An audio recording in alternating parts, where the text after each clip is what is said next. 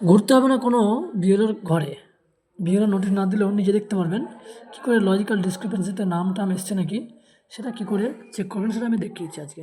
সর্বপ্রথম এখানে দিতে হবে নিজের যেটা ভোটার কার্ড নাম্বার আছে সেটা, এই বিগ নাম্বারটা। তো আমি দিচ্ছি।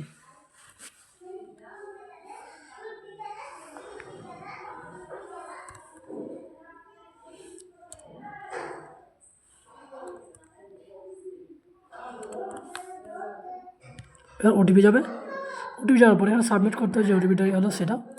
তারপরে সেটাকে কী করতে হবে, দেওয়ার পরে বোঝা যাবে ওটিপি দেওয়া।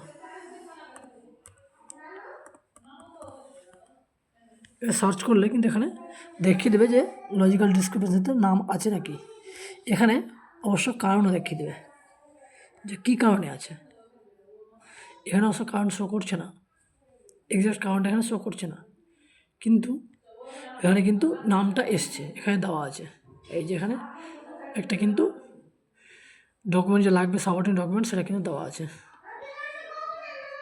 Thank you.